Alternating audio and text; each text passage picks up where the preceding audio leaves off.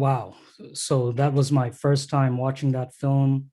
I was actually watching it in a different room with some family members, and it was a really emotional experience.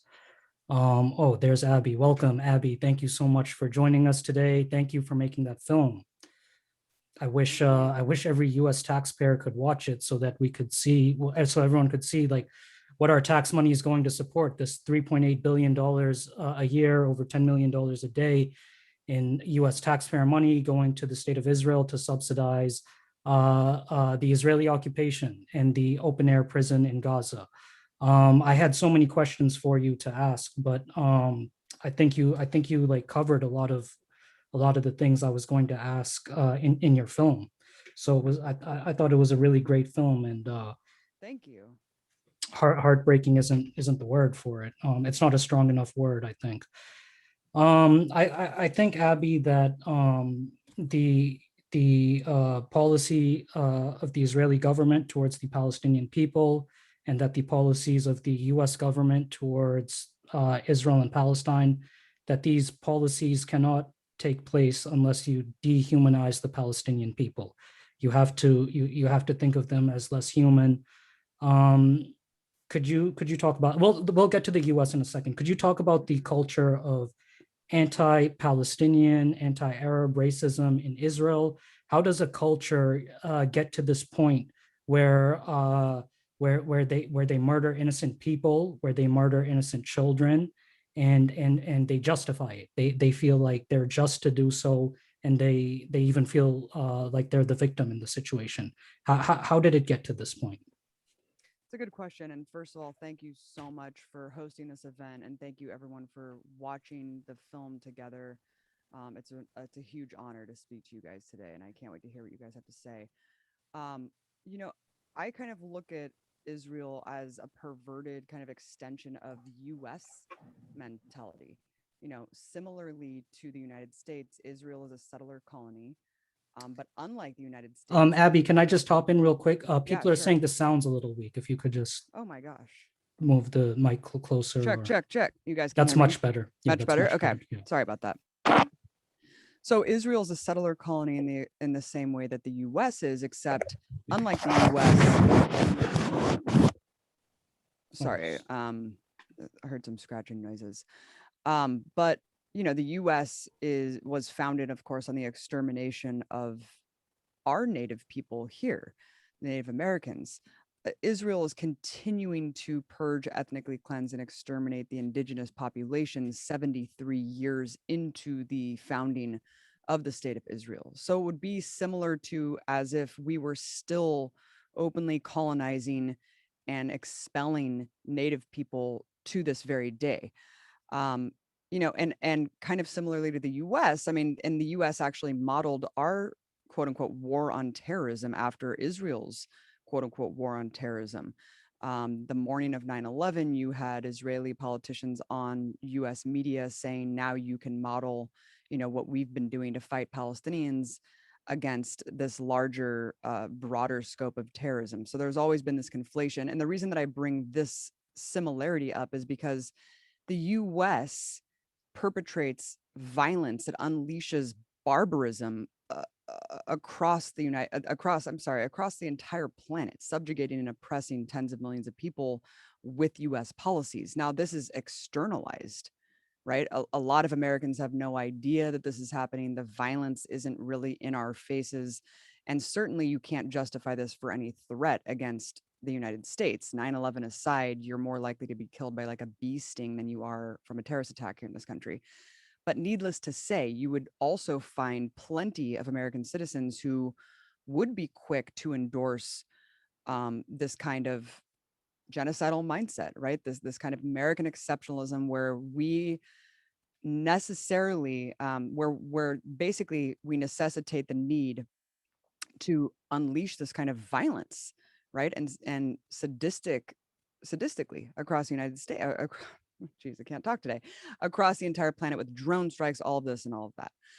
So when you're looking at Israeli society, they justify this as a threat that they face, right? They're openly colonizing the indigenous population. That is exactly what Zionism is. It's predicated on the continuous expulsion of the native peoples of that land. It was a state created on top of another people, and they're openly colonizing it to this day. So you have to be okay with that, right? You have to be okay with an artificial supremacist majority of a Jewish population that necessitates ethnic cleansing.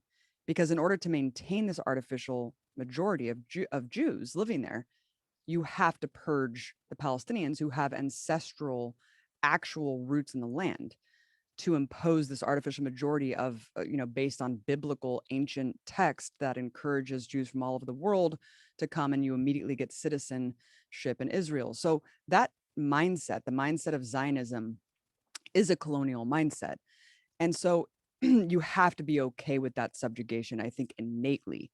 Now, how did it become so fascistic? It's an incredible point, because there used to be a left opposition party. There used to be a peace process. There used to be a feasibility of a two-state solution. That has just become more and more obsolete. The fascist right wing has taken over all sects of the political spectrum of Israeli society in general, and the society continues to become increasingly fascistic as well. I think there's there's a multifaceted explanation for this, but I will just say that from cradle to the IDF, as we know, every single Israeli citizen is forced compulsory military service. So that doesn't help. Consider in the United States just how militaristic our society is and how much we worship the military. Can you imagine if we had compulsory military service here? I can't. It's hard to fathom. But in Israel, from birth, you are taught that you are faced with this perpetual threat of terrorism, that these people want you dead, that they want to wipe you off the face of the earth or whatever. And you are forced to be segregated from them. A lot of Israelis have never stepped foot in the West Bank. Even my dear friend Ronnie Barkin, who's an anti-Zionist Jew living in Israel, said that his family was scared for him to come into the West Bank and meet me because of this notion that you could be killed, that you don't want to intermix and mingle with Palestinians because of this fear, right? And they have giant red signs when you're stepping foot in the Palestinian territories that says you could die if you enter these places. So there's so much there, but I do think that above all, I mean, to be a Zionist and to be comfortable living in this society, you need to be okay to a certain extent with the occupation and the siege of Gaza. And in fact, that's what we hear from a lot of people who are liberal Zionists, right? That they understand very well that these people need to be tamed, right, and put under the boot of this colonial state. And they might think the occupation should be more humane, but they certainly don't think that there should be democracy, right, for the 5 million Palestinians that are denied basic democratic rights. So I'll stop rambling here, but because I want to get to everyone's questions. But yeah, I mean, it is interesting to kind of look at the similarities between the U.S. and Israel and see this as an extension that's just so much like so exacerbated and so hyper national. And when you're living in fear of the other, it's easy to subjugate and dehumanize these people as just subhuman, and that's exactly what we've seen today. Can you elaborate a little bit more? And you did cover this in your film, but can you elaborate a little more on the media coverage in Western countries like the U.S.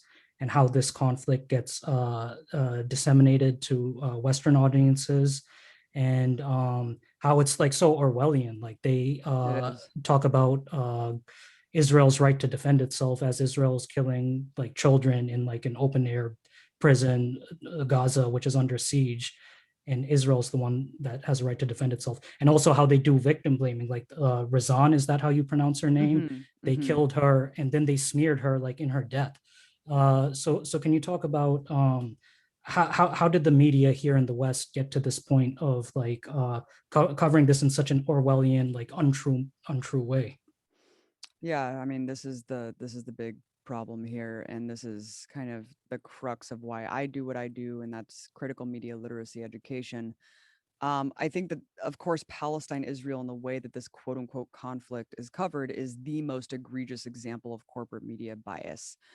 And if you look at the entire spectrum of the corporate owned media apparatus, it becomes quite clear whenever it is covering something that has to do with US foreign policy that they act as state stenographers for these proxy countries, whether it be Uganda and Africa, whether it be Colombia and Latin America, or whether it be Israel in the Middle East.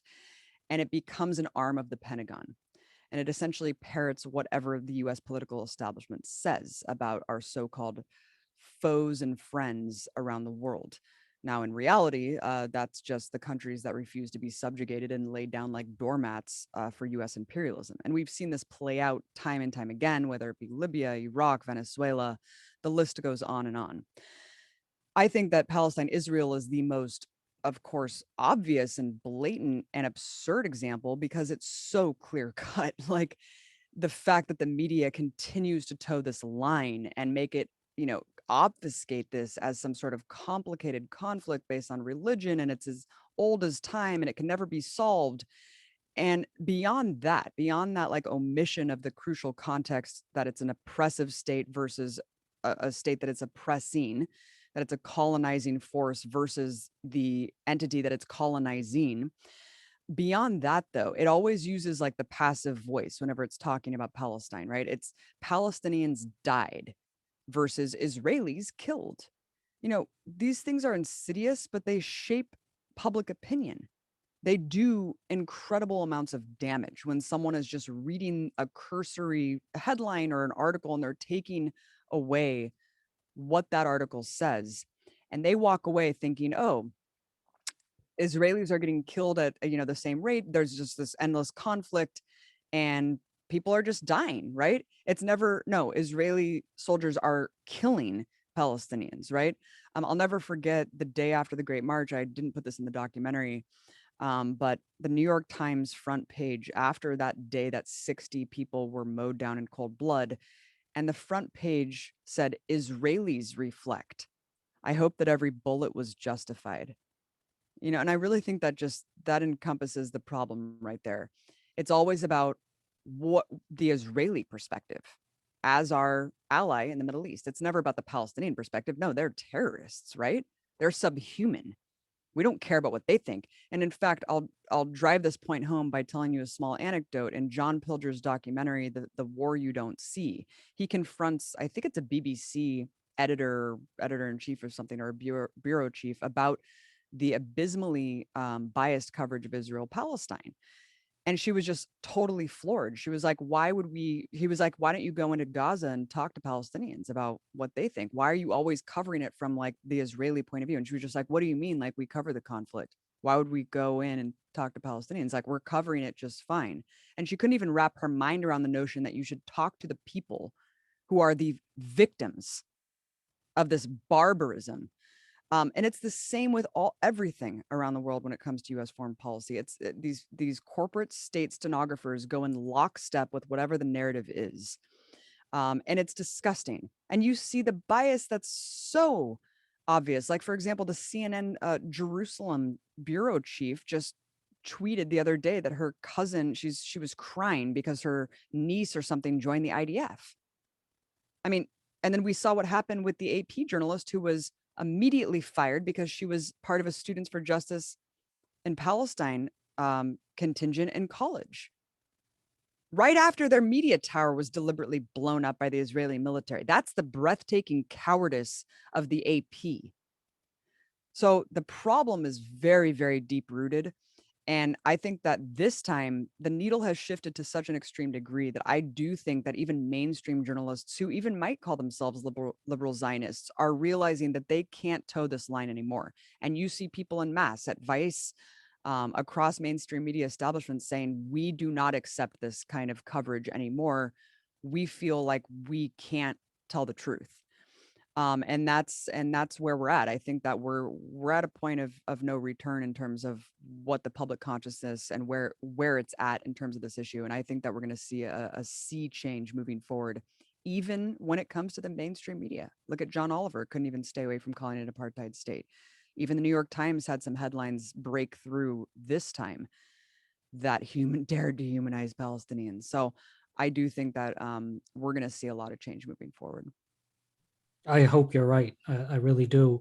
And so that was one of my questions. What is your analysis of the current events that have been happening in Palestine, Israel the last couple of weeks, and also the reaction here in the states in terms of policymakers, media, and like regular people, like public sentiment? I think that this is the beginning of the end of the apartheid regime for the Israeli state. And I'll tell you why I think that. Uh, for the last 15 to 20 years, Israel has not been able to paint itself as the victim anymore, as an entity that is simply engaging in self defense.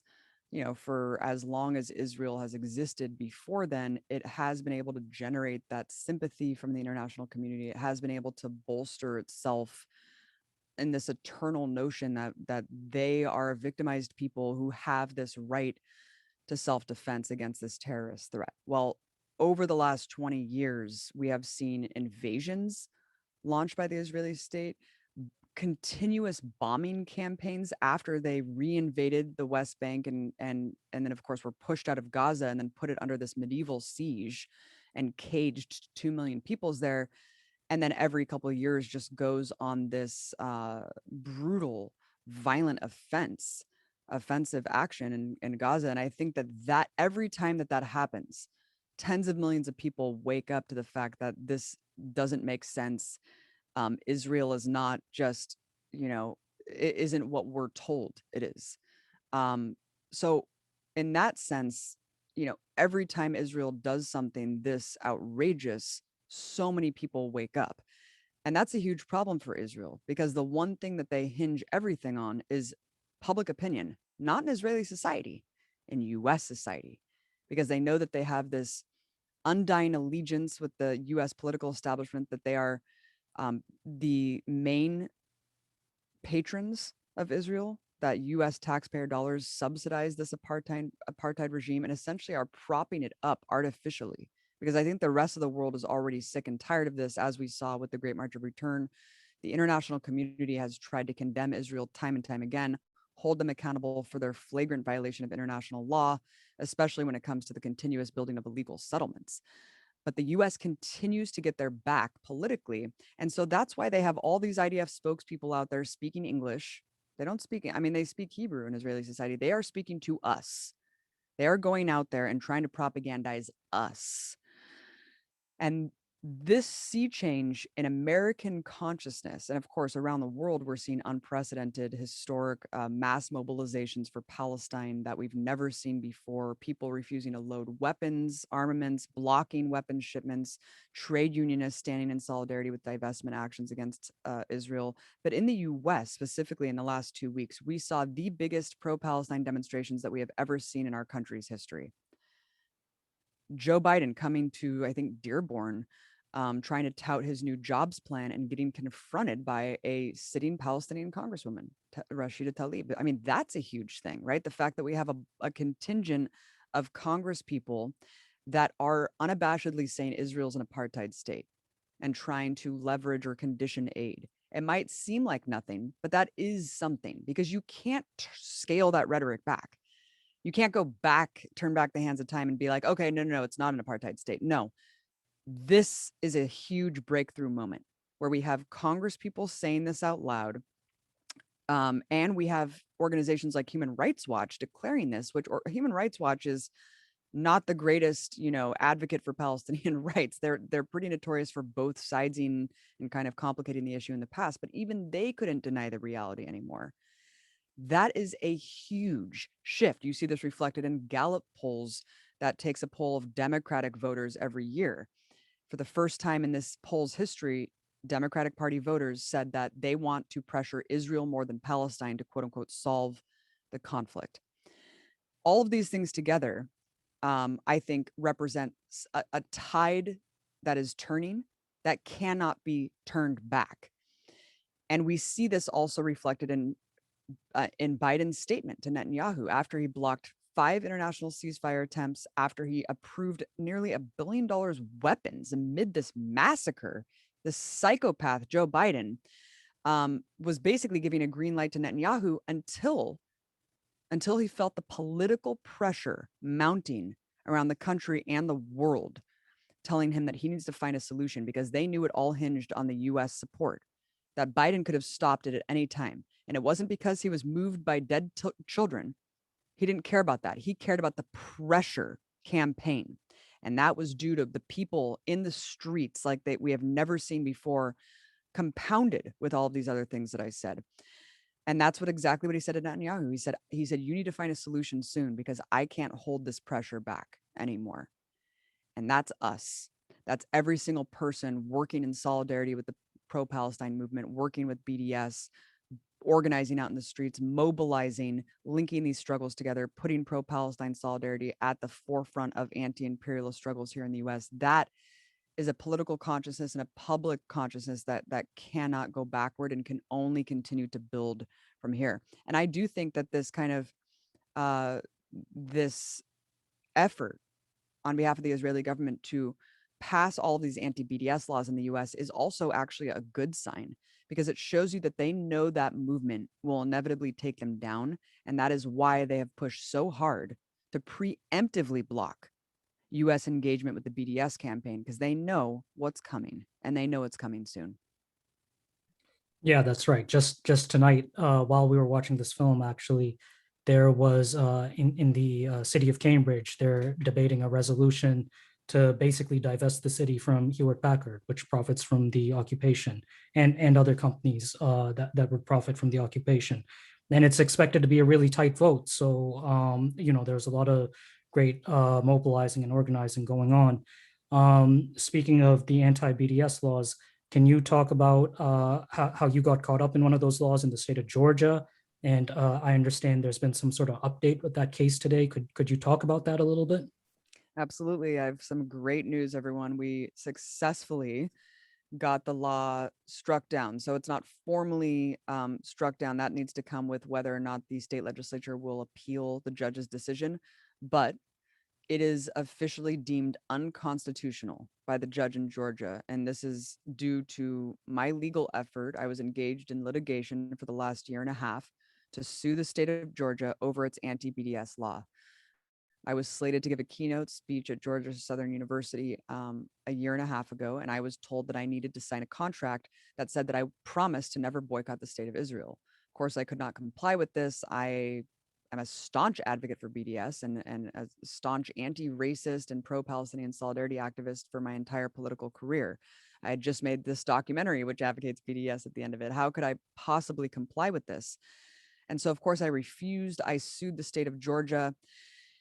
And what's shocking is that, you know, more than half of the states in this country have similar types of laws on the books. And I think that a lot of people would be completely alarmed to find that um, these laws mandate you to sign a fealty pledge to a foreign country. You know, we hear all this stuff about Russian interference in our democracy. Well, this is a foreign country literally asking American citizens to forfeit their constitutional rights in order to work in these states. So, of course, I mean, they need to be challenged legally, and they have been in several states: Arkansas, Texas, Wisconsin.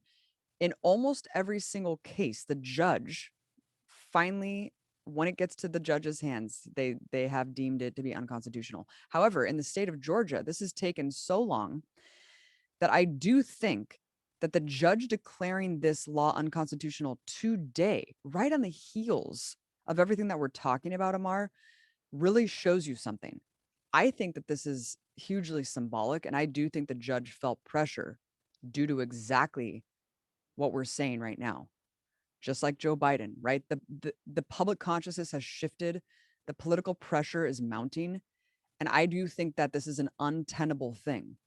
Judges know where the right side of history lies on this issue, and they understand the Constitution. And so I do think that this is a huge victory, not only for BDS, but the movement in terms of the education movement and the fact that these politicians will feel the fear, right? And we have to make their lives uncomfortable. They have to basically not have a moment of peace until they fall on the right side of this. And I do think that this judge in this case did factor that in, did factor in what just happened over the last 2 weeks into his decision, and he made the right one. And now no one else can be given this contract in Georgia anymore. What makes you think that the judge factored that stuff in? Did he say anything? Did he make any sort of comment or? No, but the fact that I waited a year and a half for the verdict and the fact that it happened today, I mean, the timing is a little bit coincidental. Wouldn't you say that Wow. after this vicious onslaught in Gaza, after Israel Palestine is such a hot topic in the news right now, and that everyone's kind of aware of what's going on, the fact that the verdict finally came in today, I do find it pretty monumental, and I do find it significant, and I think that it did have to do with what just happened. But that's just speculation. Definitely, and congratulations on that, and congratulations to all of us who want peace and justice in throughout the world. And thank you for leading that charge because it's really important, of course. So some people were asking though, in terms of that Georgia BDS law, like Mm-hmm. the kind of technicalities of it. Was it a federal judge or a state judge? And so you said the Georgia legislature has the right to appeal. So would that be within state court or federal court? Could you just talk a little bit about that? Yeah, so I forget that there's several layers of like the court, the appellate and circuit, and then of course it goes to the Supreme Court. But if the Georgia state legislature appeals the judge's decision, then and if that and so once the appeal happens, if it does, whatever that ruling is, if it differs from what this judge said, then those mixed rulings could go to the Supreme Court next. So there's one more step that needs to happen, and that's whether the legislature basically agrees with the judge's ruling. I think that they will, but we don't know. I mean, it would be pretty audacious if they said no, we still want to fight this, but you never know. I mean, we know that once I filed the lawsuit, an Israeli consulate official actually was went to the Georgia state legislature to try to advocate to change the law to make my case moot. So they wanted to keep the law in the books. They just wanted to throw my case out to change the law. So there's a lot of effort going into this state specifically. But as far as I know, there is, there's two options of where this could go. One is the legislature just saying, okay, we lost, and then just formally striking the law down, and that's it, throwing it away. Or they could challenge it and say, we want to fight this. And if that happens, my legal team is ready, willing and ready to continue that fight. And we will continue that fight. And I do think that we will end up victorious. But it could be interesting to see if these mixed rulings actually do take it to the Supreme Court, because then it's going to be, then the Supreme Court, of course, will lay down the law that would supersede all of these states' rulings on the anti-BDS measure. So it's going to be interesting to see where it goes. Right. Okay. So BDS again, for people who aren't super familiar with it, it's a non-violent protest to place economic pressure on Israel, to kind of stigmatize them further and burden them economically uh, from the international community for their oppression of the Palestinian people. And it was modeled after the movement against apartheid in South Africa. So it's a form of non-violent protest. And Abby, could you talk a little bit about how within Israel and Palestine, when Palestinians resist non-violently, as you documented in your film that we just watched, how they still get branded as terrorists and they still get shot at and killed? I think that the film says it all, Amar. I mean, we constantly hear from people, especially the liberals in this country, that why don't Palestinians peacefully resist? Where's the Palestinian Gandhis? Where's the peaceful Palestinian mobilization? Well, we've seen it time and time again. What more do you want from these people? The Great March of Return specifically separated anything that had to do with Hamas or any other political faction and simply showed up across it was a cross generational thing. Tens of thousands of people going to this artificial fence that separates them from their ancestral lands, holding flags, standing there chanting national slogans, and we saw what happened. They were mowed down, not just men, children, elderly people, disabled, medics, and press. I mean, just absolutely harrowing crimes and heinous, heinous war crimes that took place, and there was no accountability for them. And I think that the fact that people don't understand that shows the sheer ignorance.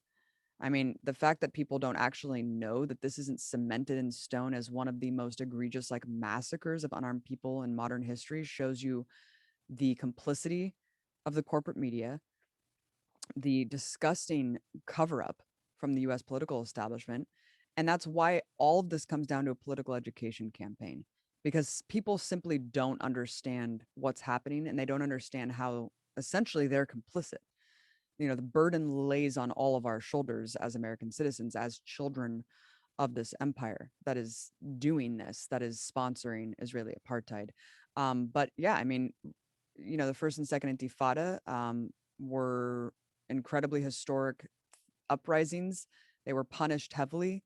The fact that Gaza resisted and kicked out the Israeli military occupation and then elected Hamas was, I mean, that was too much for the Israeli government. They had to collectively punish and torture Palestinians that basically resisted them and successfully liberated themselves ever since. And that's what we've seen, a tightening of the noose of Gaza ever since. And this kind of painting the entire region as just a terrorist or a hostile entity. And we even saw Israeli politicians doubled down on that notion during this last assault. They said no one in Gaza is safe. Everyone is considered a target, and no one is immune. No one is immune in Gaza.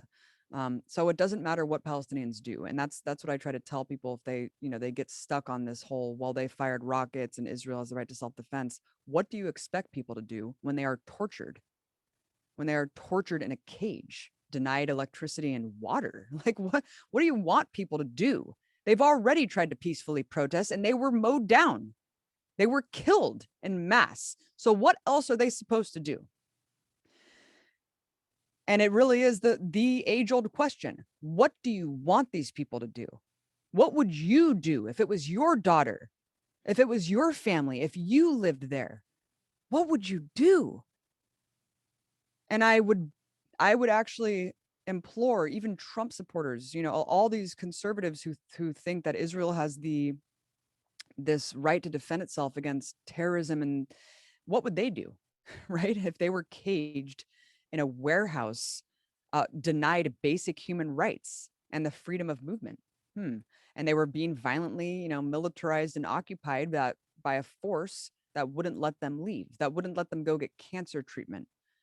I fear to think of what would happen in that situation. I would imagine that they would do something similar to what Hamas is doing. So it is just disgusting, this false equivalency and conflation, that Hamas is this terrorist organization that is threatening Israel's right to exist, and that it's all based on this hypothetical fantasy that they want to kill and terminate Jews and, and attack them and all this stuff. It's like, well, you're using this hypothetical fantasy of what people might do to you to do to someone right now.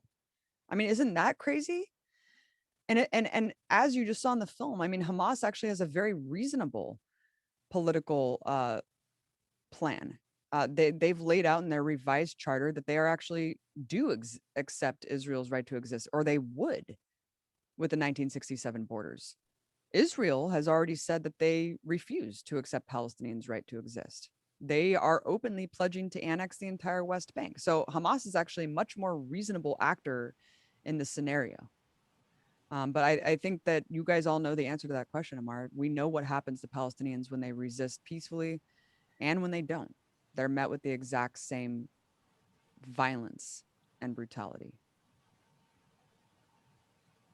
Yeah, that's right. That's definitely right. You know, I was Abby, I was really disappointed when somebody who agrees that the occupation is wrong and that the Palestinian people are being oppressed, they were like, "Oh, Hamas is really stupid for firing these rockets. And I was like, that's such an insensitive and wrong thing to say, I thought, because the people of Gaza, they're besieged and they get slaughtered, and destroyed and killed, and they see it happen to their families. And you showed us in the film like this gas that they sprayed the Gaza Strip with that like causes all these crazy effects, and the types of weaponry they use on people. So who are we to tell another a Mm-hmm. group of people what they can and can't do to resist their own oppression?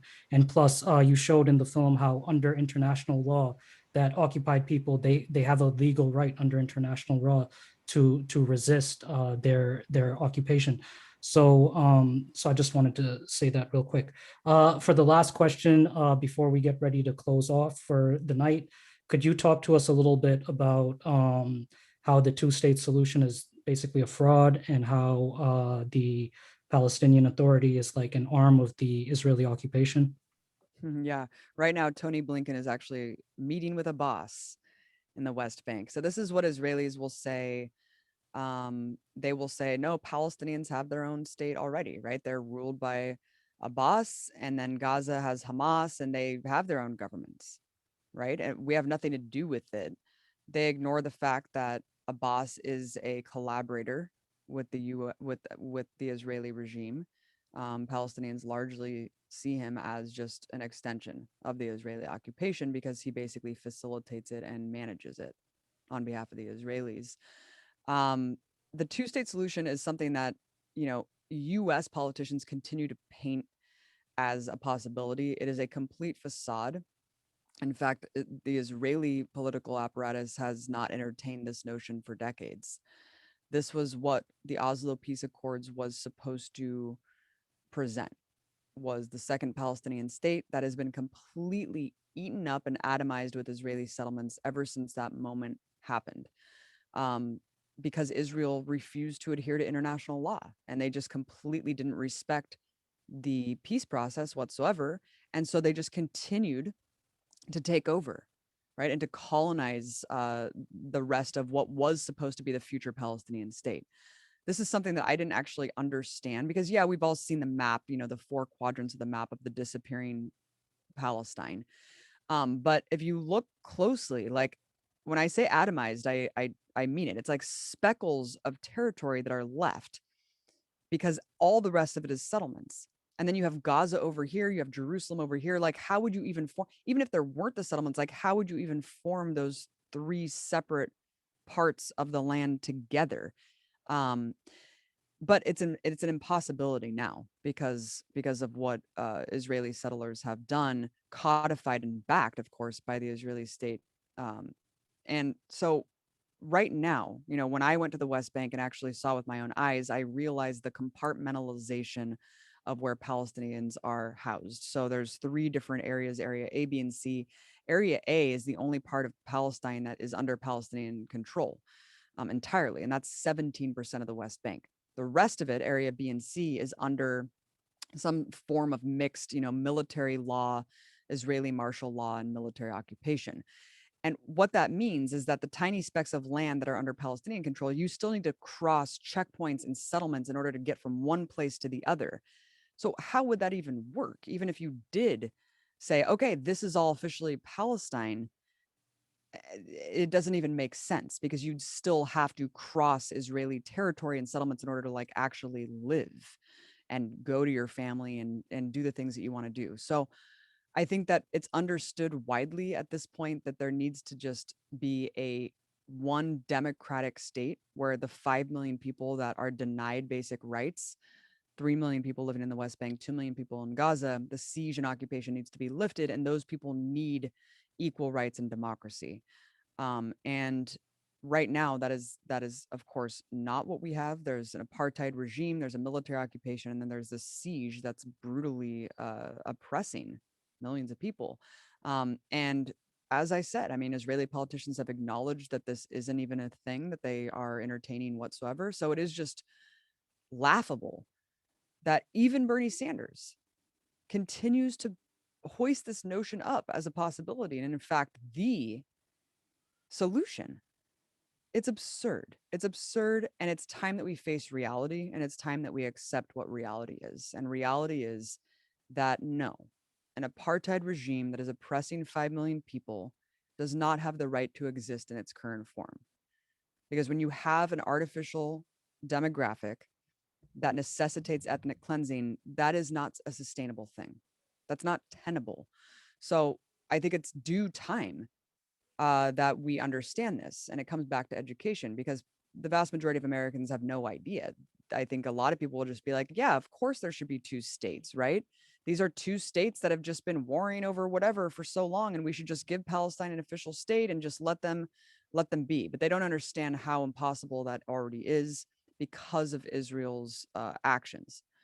And so that's why BDS comes in, and that's why, you know, going back to the fascism in Israeli society, of course there are leftists, of course there are anti-Zionists, of course there are people who want to end the occupation and lift the siege. There's not enough of them to push Israeli society to the left, and there's not enough of them to rein back this fascism that's completely taken over. And all of the seats in the Knesset that are Arab, it's all tokens, right? There's no actual left wing strength pulling this back. That's why we have to come in from the international community and take a cue from the Palestine Solidarity Movement and push and pressure and not only sanction. And no, we're not talking about sanctioning medicine and food and preventing Israelis from like eating. That's what the US does to countries like Venezuela. No, we're talking about, moreover, like politically isolating, culturally isolating, having our favorite artists and academics boycott Israel, making it untenable to even remotely consider yourself a liberal or progressive and actually step foot into the 48 territory. No, we're not going to let you go there. We're not going to let you hear the end of it. We're going to give you hell if you want to profit off of concerts, off of conferences, speaking tours, none of it. We're not going to have any of it anymore because for the last, I don't know, 70 years, Israel has weaponized this very real thing, which is anti Semitism. That is a growing threat because of right wing extremism around the world. They have weaponized this and actually flipped the narrative on its head to say that the anti racists are the bigots. That if you object to war crimes and apartheid, you're the racist, you're the bigot. And that is not working anymore. We're not going to let that happen. We're going to put them on the defense now. They can't put us on the defense anymore. Now it's up to them to explain away why they support apartheid, why they support war crimes. And they can't dictate the agenda or the narrative anymore. And that's where we're at, Amar. And I truly think we have crossed the Rubicon here. There is no turning back. And I really do mean that this is the beginning of the end for the apartheid regime, because there will come a point where it won't be tenable for the US to sponsor this anymore. Israel's an extension of US military power in the Middle East. And once that situation becomes too much, the US is not going to do it anymore. Right now, Israel is, of course, very useful for them. They're a bulwark in the Middle East to do a ton of things, to tame all the Arab nations that surround them, to carry out operations, to be this strong military outpost for US imperialism. That doesn't have to be the case. That doesn't have to be the case anymore, because once pressure mounts here, and again, makes it impossible for US politicians not to take the right side, we're going to see that end. We're going to see that end. And I do believe it's coming soon. Yeah, and listening to you makes me really believe it, that it's hopefully sooner rather than later. Let's make it happen, everyone. BDS. Everyone on the call right now and everyone who registered for this event, I'm going to email them a follow-up email. I'll share Abby's film with you guys. So please watch it with your friends and family, host your own film watching parties. We need to get this information out there. Support your local BDS efforts. Here in Massachusetts, people are protesting outside Puma because Puma does contracts with Israel, and there's a Cambridge City Council resolution. So check us out on Mass Peace Action on all the social media and our website to find more great programs like this, and also how to get involved with advocacy for a better U.S. foreign policy in regards to Palestine, Israel, and everywhere else. Abby was really kind to fit us into her really tight schedule. So we're going to let her go. Abby, do you, everyone check out Abby on the Empire Files, follow her on social media. Abby, do you have any last words you want to leave us with? I do. I think that the political consciousness that we saw tens of millions of people spilling out into the streets across this country for Black Lives Matter.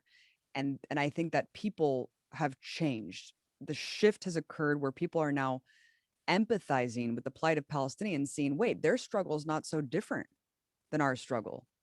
The oppressive, violent nature that Black Americans are subjugated to with this violent, militarized police force that then is trained by Israeli military, you know, it's the same struggle, the same fight. You know, the US supports Israel in the Middle East, the same reason that the US invaded Iraq. It's like once this consciousness expands and you put international solidarity at the forefront of your movement, it all becomes linked. The Palestinian liberation struggle is our struggle. That is our heart and soul here.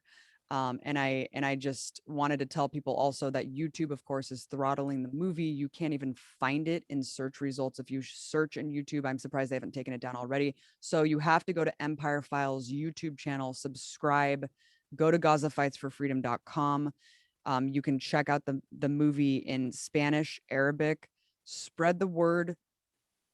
You guys, the moment is now, because even though the ceasefire happened, Israel is hoping that we now just shut up and forget about it, right? They've already violated the terms of the ceasefire. They're still ethnically cleansing people in Sheikh Jarrah. They're still assaulting Al-Aqsa compound. The home demolitions continue every single day. The suffering continues unabated. They're not letting construction materials enter Gaza. They still haven't let gas or fuel in to start the generators. They're going to punish these people for a long time until we mobilize and stop this. So thank you everyone so much. Thank you, Amar. Check out GazaFightsForFreedom.com. Spread the word, you guys. This is up to us now. We have to stay outraged and we have to stay in the struggle. Much love to you all. Thank you so much for everything you guys do. Thank you, Abby. And on that note, we'll say to everyone, per year. Stop the $4 billion per year. That's way overdue. Definitely. Well, on that note, I'll say to everyone, everyone, please have a great night. Thank you so much, you guys. Thank you.